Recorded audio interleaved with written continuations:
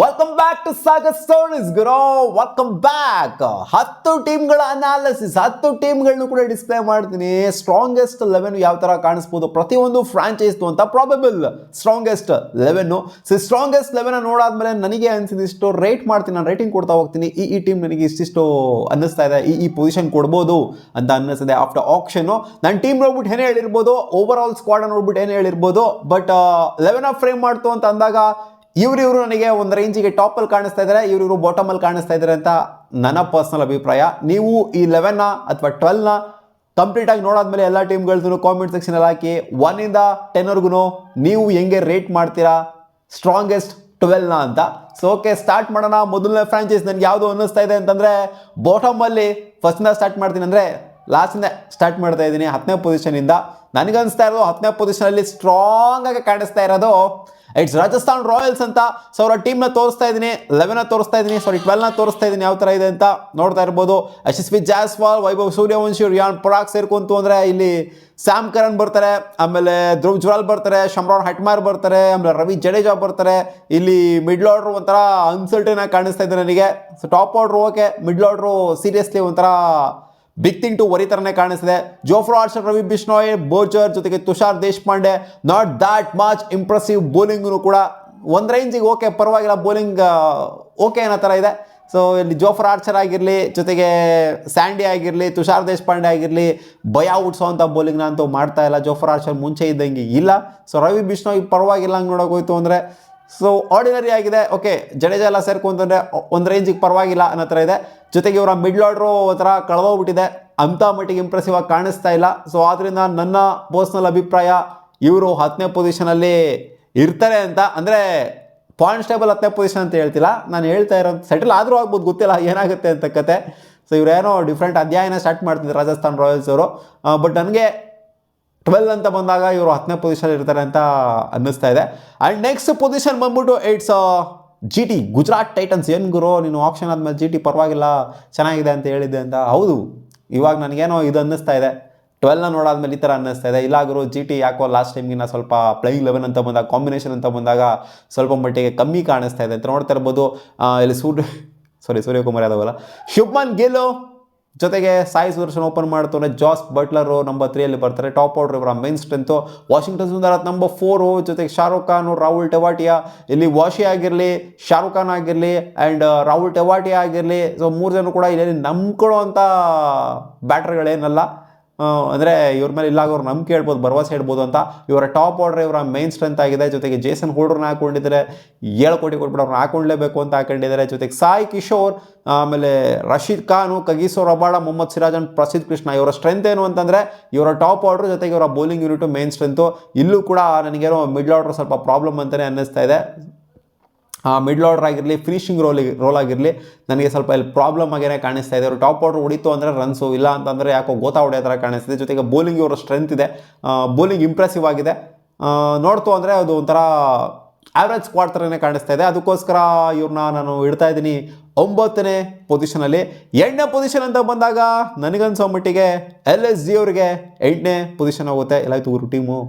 So okay, LSG ಅವರು add-on ಮಾಕ್ರಮ್, Mitchell Marsh, Josh English ಇವಾಗ ಆಡ್ತೀನಿ ಅಂತ ಬೇರೆ ಹೇಳಿದಾರಲ್ಲಪ್ಪ, ಮೆಜಾರಿಟಿ ಆಫ್ ದ ಲೀಗ್ನ ಆಡ್ತೀನಿ ಅಂತ.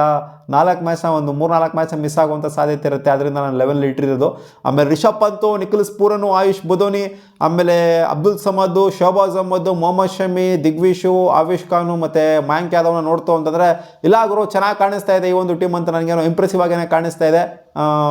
ಏನು ಗುರು ಇಂಪ್ರೆಸಿವ್ ಆಗಂದರೆ 7th ಪೊಸಿಷನ್ ಹಿಡಿದಿನ ಮೇಲೆ ಇಡ್ಬೋದಲ್ಲ ಅಂತ ನೋಡಿದ್ರೆ ಇಲ್ಲ, ಚೆನ್ನಾಗಿ ಕಾಣಿಸ್ತಿದೆ ಗುರು. 11ನ ಫ್ರೇಮ್ ಮಾಡ್ಕೊಂಡ್ರೆ ಹೌದು, ಸ್ಕ್ವಾಡ್ ನೋಡ್ತು ಅಂದರೆ ಏನೋ ಹಂಗೆ ಹಿಂಗೆ ಅನ್ನಿಸ್ಬೋದು, ಬಟ್ 12ನ ಫ್ರೇಮ್ ಮಾಡ್ತು ಅಂತ ಅಂದಾಗ ಎಕ್ಸ್ಪೀರಿಯನ್ಸು ಇದೆ, ಜೊತೆಗೆ ಯಂಗ್ ಪ್ಲೇಯರ್ಸು ಕೂಡ ಇದ್ದಾರೆ.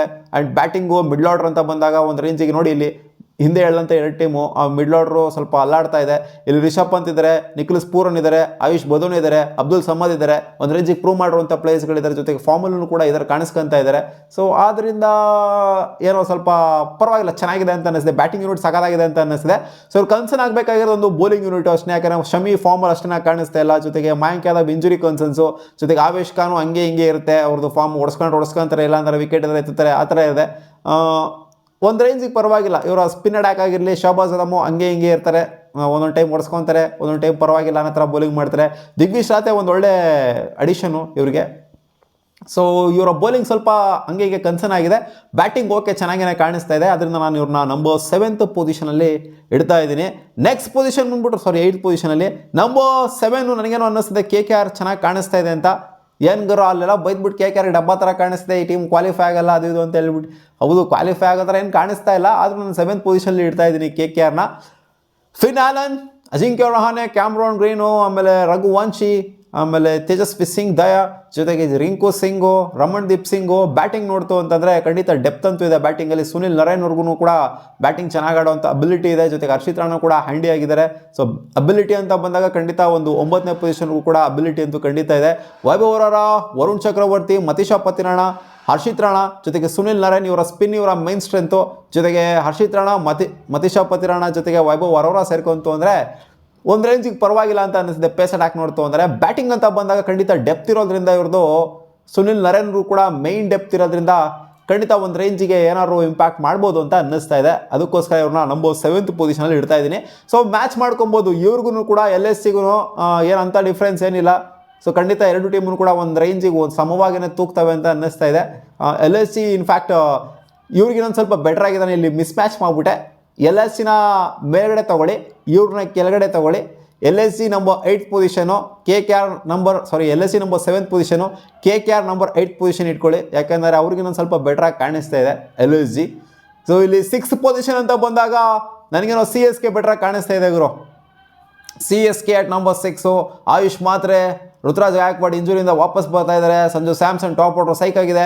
ಡೆವಾಲ್ಡ್ ಬ್ರೇವಿಸ್ ಸೇರ್ಕೊಂಡ್ರೆ ನಂಬರ್ 4 ಕಡಕ್ಕಾಗಿದೆ. ಇಲ್ಲಿ ಬೇರೆ ಕಾರ್ತಿಕ್ ಶರ್ಮಾ ಅವರು ಸಖತ್ತಾಗಿ ಡೊಮೆಸ್ಟಿಕ್ ಸೀಸನ್ ಎಲ್ಲ ಆಗಿರೋದ್ರಿಂದ ಸೊ ಇವರು ಕೂಡ ಇಂಪ್ರೆಸಿವ್ ಆಗಿ ಕಾಣಿಸ್ಕೊಂತಿದ್ದಾರೆ. ಆಮೇಲೆ ಶಿವಮ್ ದೂಬೆ ಸೇರ್ಕೊಂತು ಅಂದರೆ ಈ ಕಡೆಯಿಂದ ಪ್ರಶಾಂತ್ ವೀರ್ ಬ್ಯಾಟಿಂಗು ಕೂಡ ಬೌಲಿಂಗು ಕೂಡ ಸಖತ್ತಾಗಿ ಮಾಡುವಂಥ ಅಬಿಲಿಟಿ ಇದೆ. ಆಮೇಲೆ MS ಧೋನಿ ಬಂತು ಅಂತಂದರೆ ಸೊ ಬ್ಯಾಟಿಂಗ್ ಡೆಪ್ತ್ ಅಂತ ಬಂದಾಗ ಕ್ರೇಜಿಯಾಗಿ ಕಾಣಿಸ್ತಾ ಇದೆ.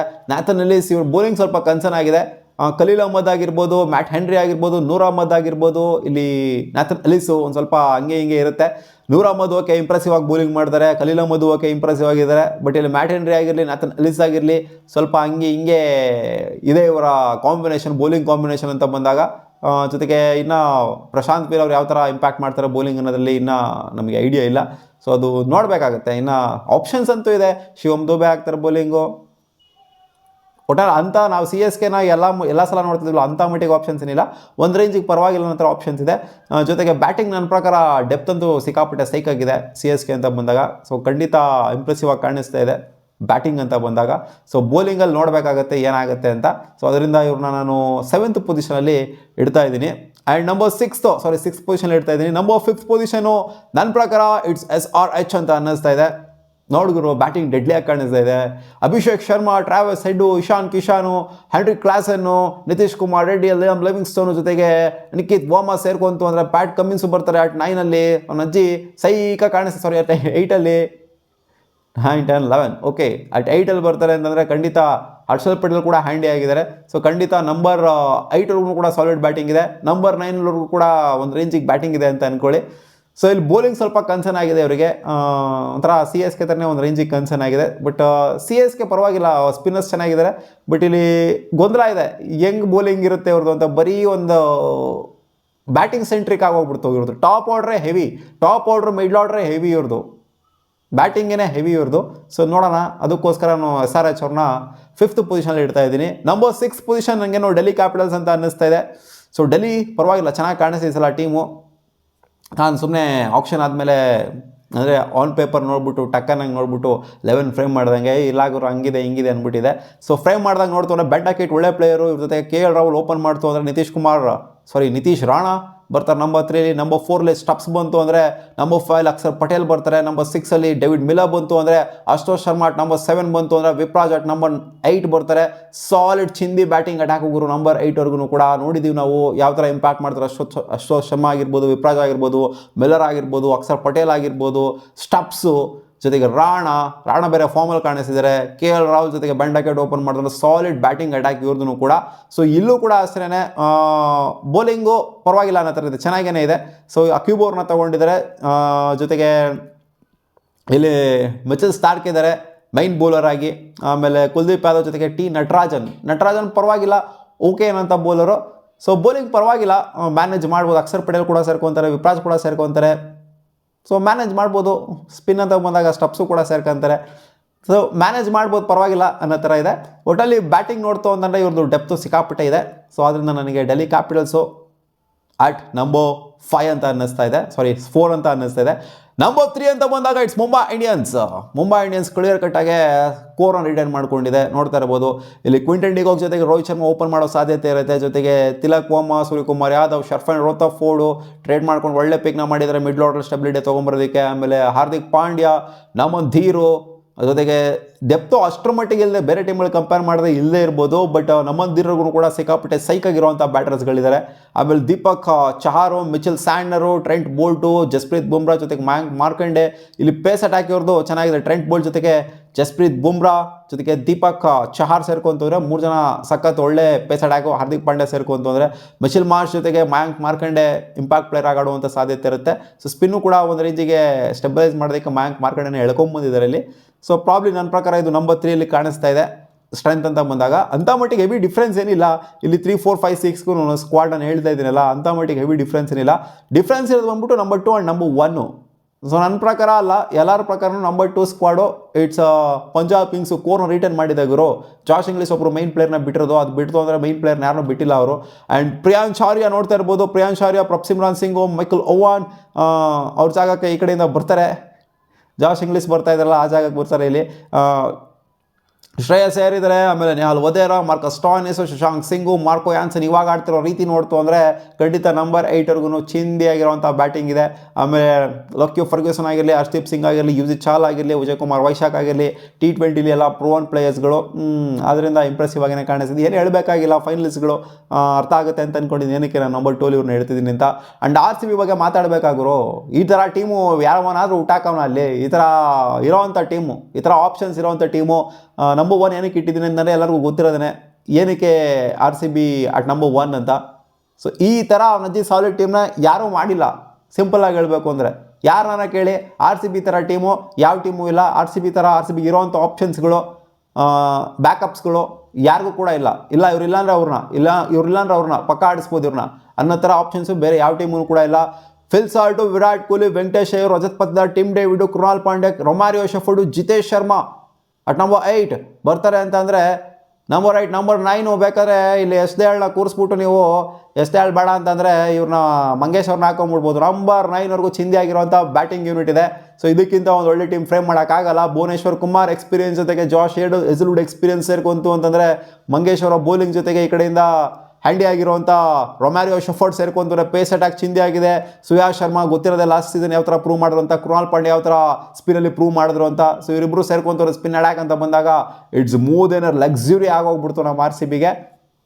ಇದಕ್ಕಿಂತ ಟೀಮ್ ಫ್ರೇಮ್ ಮಾಡೋಕ್ಕಾಗತ್ತಾಗಿರೋ ಯಾರೂ ಮಾಡೋಕ್ಕಾಗೋದಿಲ್ಲ. ಸೊ ಅಂಥ ಟೀಮ್ ಫ್ರೇಮ್ ಮಾಡಿದೆ ನಮ್ಮ RCB. ಎಲ್ಲರೂ ಪುಡಾಂಗ್ಗಳೇ ಬ್ಯಾಟಿಂಗ್ ಅಂತ ಬಂದಾಗ, ಎಲ್ಲರೂ ಪಂಟ್ರ್ಗಳೇ, ಎಲ್ಲರೂ ಮ್ಯಾಚ್ ವಿನ್ನರ್ಗಳೇ ಇರೋವಂಥವ್ರೆಲ್ಲ. ಸೊ ಅಂಥ ಟೀಮ್ನ ಯಾರೂ ಕೂಡ ಫ್ರೇಮ್ ಮಾಡಿಲ್ಲ. ಸೊ ಅದಕ್ಕೋಸ್ಕರ ಸುಮ್ಮನೆ ಹೇಳಬೇಕು ಅಂದರೆ, ರಫಾಗಿ ಹೇಳಬೇಕು ಅಂದರೆ RCB at number 1, Punjab Kings at number 2, number 3 Mumbai Indians, number 4 Delhi Capitals, number 5 Sunrise Hyderabad, number 6 CSK, number 7 LSG, number 8 KKR, number 9 Gujarat Titans, number 10 RR ಅಂತ ಅನ್ನಿಸ್ತಾ ಇದೆ. ನೋಡಮ್ಮ ಇದೇ ಇರುತ್ತಾ IPL ಎಂಡ್ ಆದಮೇಲೆ, ಅಥವಾ ಅಂದರೆ ಪಾಯಿಂಟ್ಸ್ ಟೇಬಲ್ ಎಂಡ್ ಆದಮೇಲೆ, ಅಥವಾ ಬೇರೆ ಏನಾರು ಆಗಿರುತ್ತಾ, ಏನಾದ್ರು ಆಶ್ಚರ್ಯಕರವಾಗಿರುವಂಥವ್ರು. ಕೆಳಗಡೆ ಹೇಳಿದ್ದಿಲ್ಲ ನಾನು, RR ಏನಾದ್ರು ಟಾಪಲ್ಲಿ ಫಿನಿಷ್ ಮಾಡುತ್ತಾ, GT ಏನಾದ್ರು ಟಾಪಲ್ಲಿ ಫಿನಿಷ್ ಮಾಡುತ್ತಾ, ಅಥವಾ KKR ಏನಾದ್ರು ಟಾಪಲ್ಲಿ ಫಿನಿಷ್ ಮಾಡುತ್ತಾ ಅಂತ. ಮತ್ತೆ ಸಿಗೋಣ ಮುಂದಿನ ವಿಡಿಯೋದಲ್ಲಿ ಗಾಯ್ಸ್. ಬಾಯ್.